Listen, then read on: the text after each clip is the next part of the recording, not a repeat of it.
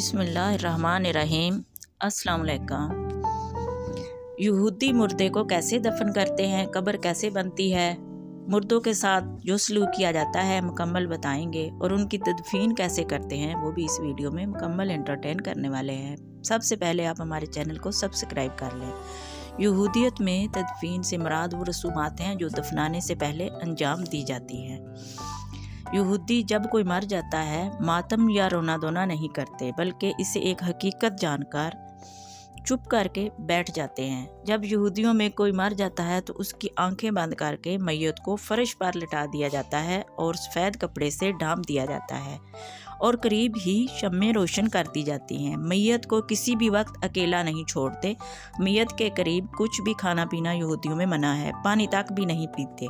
यहूदियों के अकीदे के मुताबिक यहूदी कहते हैं चूँकि मरने वाला अब ऐसा नहीं कर सकता, इसलिए इसकी रूह को तकलीफ़ होगी। ज़्यादातर यहूदियों में एक जमात होती है जिसे मुक़द्दस लोग कहा जाता है, जिनके ज़िम्मे तदफीन वगैरह की रसूमात अदा करनी होती हैं। आम यहूदी या रिश्तेदार तदफीन की रसूमात अदा नहीं करते, बल्कि एक जमात जिसे शेरवा कादिशा कहा जाता है वो ये सब काम अंजाम देते हैं। मैयत को गुस्ल देना और कफन देना और तदफीन करना उनकी ज़िम्मेदारी होती है और उन लोगों को बहुत कदर की निगाह से देखा जाता है।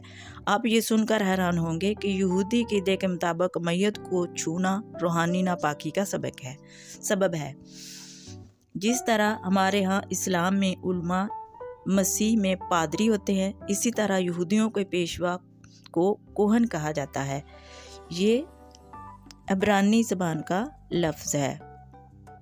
वो लोग जिन लोगों ने मैयत को छुआ हो उन पर गुस्ल या हाथ पांव धोना यहूदियों में लाजमी होता है। यहूदियों में तदफीन का अमल बहुत जल्द किया जाता है। यहूदी मैयत को जलाते नहीं, मैयत को जलाना मना है इनमें। यहूदियों में जब एक दफ़ा कफन पहना दिया जाता है उसके बाद कफन या तबूत को खोलने की इजाज़त नहीं होती, ताकि मरहूम के दुश्मन उसे बेचारगी की हालत में ना देख पाए।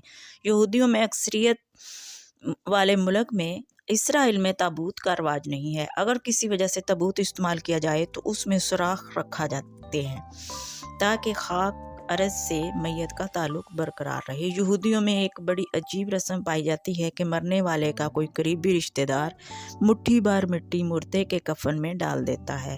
अगर बाप हो तो बेटा और अगर बेटा हो तो बाप या इसका सगा भाई मिट्टी डाल देता है। ऐसे इसलिए किया जाता है कि मरने वाले का जिस्म मिट्टी में मिल जाए। यहूदियों की तारीख़ का मुतालिया करें तो पता चलता है कि यहूदी मुर्दा शख्स को उसी दिन दफनाते थे जिस दिन वो मरता था। इसकी दो वजूहात थी।